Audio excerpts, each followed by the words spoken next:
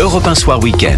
19h, 21h. Guillaume Lariche. Allez, on poursuit Europe 1 Soir Week-end avec mes éditorialistes Vincent Roy et Alexandre Malafaille. Ça y est, le temps des vacances est passé pour nos politiques. Fini la baignade, retour pour certains aux choses sérieuses ou pas. Ça dépend du point de vue qu'on a.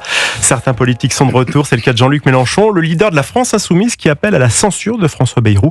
Il soutient aussi le mouvement de blocage du 10 septembre prochain. Jean-Luc Mélenchon ratisse large, Alexandre Malafaille, et prend tout ce qu'il y a à prendre, a priori. La rentrée, le gouvernement, tiens, il y a bloquons tout le 10 septembre. Pêle-mêle, on ratisse large et tout dans le même panier pour pouvoir peut-être recruter et pour pouvoir se faire entendre. Il faut bien exister. Voilà, dans le cas de Mélenchon, c'est un grand classique, c'est-à-dire on prend un peu tout et n'importe quoi et on fait du bruit avec, et ça marche puisqu'on en parle. Après, très sincèrement, sur le mouvement du 10 septembre, je pense quand même que la présence de LFI de manière massive, avec cette espèce de volonté de se rattacher et d'encourager, ça peut en galvaniser certains, mais ça peut agir comme un repoussoir pour d'autres. Parce que, rappelez-vous, c'est comme avec les Gilets jaunes. Les Gilets jaunes ne voulaient pas de politisation de leur démarche, de reprise, de récupération, ni par les syndicats, ni par les partis politiques. Là, si tout d'un coup vous avez un nombre de fous furieux, il y en a quelques-uns quand même dans la France Insoumise, qui revendiquent le fait d'être avec, de manifester avec, etc. Non, mais j'assume parfaitement. Quand on appelle à tout ce qu'ils appellent au quotidien, sur toute une série de sujets où ils sont en permanence sur la frontière de la légalité, en particulier sur le domaine de l'antisémitisme, j'ai aucun respect pour eux. Voilà. Et donc ils sont capables, à des fins qu'ils vont considérer comme étant électoralistes, d'aller, voilà, on va effectivement faire ce que vous évoquiez avec Mélenchon qui ratisse large, mais ça aura un effet contre-productif et ça peut faire beaucoup de mal à ce mouvement qui, pour le coup, en revanche, sur un point, Jean-Luc Mélenchon a raison. En effet, il y a une colère très profonde et très sourde dans la société, et il y a un risque. En effet, mais c'est pas cette récupération-là qui risque, à mon avis, d'accélérer le processus. Alors, je vous vois, Vincent Roy, opiner de la tête comme ça, opiner du chef par rapport à ce que dit Alexandre Malafaille. Dans la tribune dimanche, le leader des Insoumis, Jean-Luc Mélenchon, et plusieurs responsables aussi de l'FI apportent leur soutien donc à tout bloquer le 10 septembre. Bloquons tout, ce fameux mouvement qui appelle à la désobéissance civile. L'idée, c'est vraiment un petit peu le shutdown à la française. Oui. C'est le rêve de LFI de voir un nouveau mouvement des Gilets jaunes. Le programme de monsieur Mélenchon, c'est 1, le chaos, 2, le chaos, 3, le chaos. Pourquoi ? Parce que c'est quelqu'un qui connaît très bien l'histoire de France, qui connaît très bien l'histoire de la Révolution française et qui a compris que finalement toute l'histoire de la Révolution et toute l'histoire française se résumait à un conflit de légitimité. Je m'explique. Vous avez la légitimité des urnes, la légitimité de l'élection, la légitimité de l'Assemblée, c'est le serment du jeu de paume. C'est la légitimité du jeu de paume. Et puis vous avez la légitimité de la rue qui a fonctionné durant la Révolution, c'est la légitimité de la Bastille. Et Mélenchon se réclame de cette légitimité. Donc 1, le chaos, 2, le chaos, 3, le chaos. Et je suis particulièrement d'accord avec ce qu'a dit Alexandre, c'est-à-dire que récupérer les mouvements, bon, effectivement, ça peut en galvaniser certains, et ça peut jouer justement un rôle de repoussoir dans l'autre camp, c'est-à-dire que, évidemment, Mélenchon a toujours voulu tout récupérer.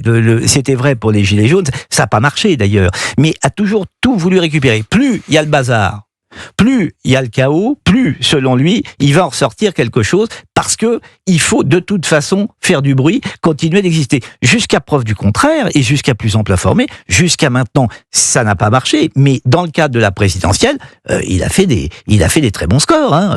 C'est pas... Attention. Donc, voilà, il est sur une ligne droite et il est dans son couloir et il n'en sort pas. Donc Jean-Luc Mélenchon, le milieu récupérateur qui va peut-être faire un bon tir en tout cas à la rentrée. Mélenchon qui prend peut-être ses rêves aussi pour ses réalités. Alexandre Malafaille, il demande que l'Assemblée nationale soit réunie en session extraordinaire. LFI veut déposer une motion de censure pour faire tomber le gouvernement. Oui. Est-ce que LFI peut être suivi sur ce coup-là ou c'est voué à ne pas fonctionner ? À court terme, je crois pas. Je crois que c'est un tout petit peu trop tôt pour envisager de procéder à un tel renversement. La rentrée va se passer, elle va être très compliquée parce qu'en effet, au-delà des problématiques de mouvements sociaux et de mobilisation syndicale, parce qu'il ne faut pas perdre de vue que le 1er septembre, les syndicats vont se réunir dans le cadre d'une intersyndicale complète, donc c'est assez rare, il faut le signaler. Donc eux aussi, ils parlent d'une seule voix pour l'instant. Voilà, exactement. Donc ils sont peut-être tentés eux aussi de mener un certain nombre d'actions sur un plan de la mobilisation, d'appel à la grève. Donc on va voir comment tout ça va se décanter dans les premiers jours de la rentrée, mais c'est sans doute pas une bonne nouvelle pour le gouvernement. Et ensuite il y a l'échéance budgétaire. Je pense qu'à court terme, personne fera tomber le gouvernement, enfin de manière un peu coalisée entre les insoumis, les socialistes, les écologistes. Déjà, il faudrait qu'ils se mettent d'accord entre eux, et ça ne suffira pas. Parce que pour faire tomber le gouvernement, là encore, il faudrait rajouter à ça un autre groupe parlementaire, le RN, voilà, ou d'autres. Enfin, après, pourquoi pas, on peut imaginer n'importe quoi. Mais voilà, à ce stade, ça ne le fera pas. Donc là encore, c'est le fameux bruit et la fureur. On dit tout, on dit n'importe quoi, on occupe l'espace politique, on fait le devant de la scène, et puis derrière, tout le monde court. Europe 1 Soir Week-end, bientôt 19h40. Vincent Roy, c'est ça, le bruit et la fureur pour au final rien du tout. Vous y croyez, vous, à la pour un possibilité final, rien du tout. Pour un final, rien du tout. Attendez, il y a une colère française, il y a une cote au plus bas de Monsieur Bayrou. Pour rien du tout, on n'en sait rien. Pour l'instant, C'était ma question. Pour l'instant, attendons de voir, parce que écoutez, sur le budget, Monsieur Bayrou Il part pas gagnant là pour l'instant. peut tomber à l'instar des feuilles en automne. Donc non, et le Rassemblement national n'est pas extrêmement favorable à Monsieur Bayrou, c'est le moins qu'on puisse dire. LFI, on connaît sa position. On va voir comment ce que disent les communistes et les socialistes. Mais enfin, la partie ne paraît pas jouée et la place de Monsieur Bayrou est fort fragile. Alexandre Malafaille. Ouais, je veux bien rebondir sur un point parce que, en fait, je pense qu'on rentre maintenant dans ce que certains voient déjà comme la dernière ligne droite, en tout cas le début de la ligne droite de la présidentielle. Et Jean-Luc Mélenchon veut jouer la partie. Il veut jouer la course. Oui, mais en fait, il a, du point de vue tactique, il a raison de se mobiliser pour dire maintenant, je suis sur le terrain, j'ai intérêt à cranter, j'ai intérêt à montrer que je suis là, d'occuper un certain nombre de positions et de faire en sorte que, à gauche, on me voit comme étant le seul qui est capable d'incarner. Parce que c'est vrai qu'aujourd'hui, la gauche a un problème un peu de fond. D'ailleurs, c'est un peu la même difficulté qu'à la droite.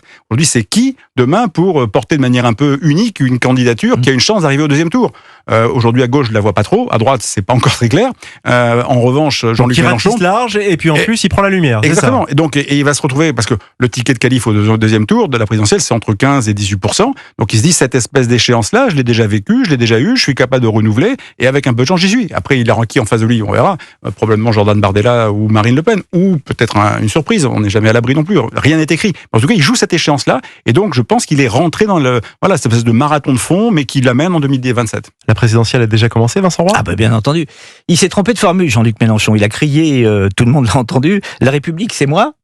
Il s'est trompé, il aurait dû dire la gauche c'est moi, car aujourd'hui la gauche c'est lui. La gauche c'est lui. Aujourd'hui la gauche c'est lui. C'est-à-dire que vraiment, vous voyez une disparition, vous avez vu une disparition du Parti socialiste, sauf dans le tissu des villes, des maires. Bon. Mais sur qui porte aujourd'hui dans ce pays haut et fort les valeurs de gauche, enfin ce qu'elles sont devenues, c'est Jean-Luc Mélenchon. Il incarne à lui seul l'opposition de gauche face à la droite, au RN, et y compris d'ailleurs au centre. Le centre avec Monsieur Macron, on sait plus trop ce que c'est, quoi.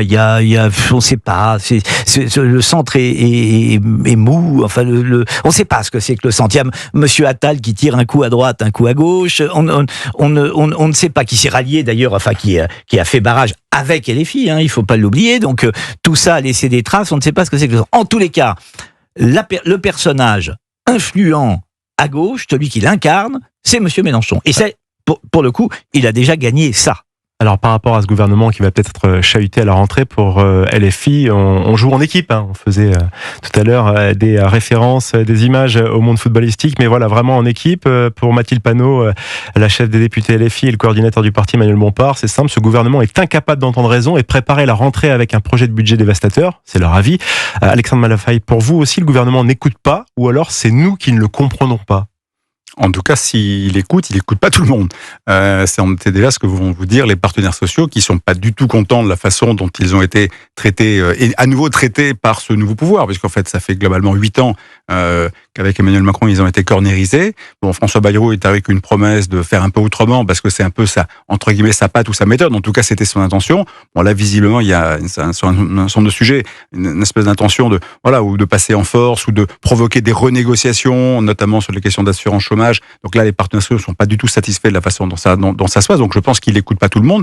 Après, on est dans là encore, c'est comme avec les questions internationales. On est dans beaucoup de paroles, mais concrètement, qu'est-ce qui peut sortir de tout ça?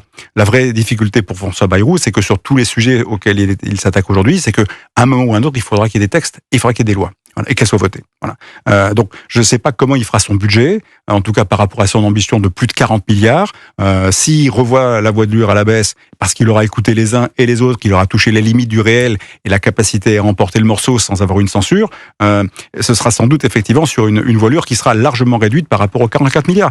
Sur les partenaires sociaux, il va bien voir ce qui va se passer à partir de la rentrée, voir s'il peut maintenir son intention de réformer encore une fois l'assurance chômage d'une manière qui sera perçue par beaucoup comme étant une logique purement économique et pas du tout pour lutter contre le chômage. Le but avoué, c'est ça, mais le but réel, c'est évidemment de faire des économies.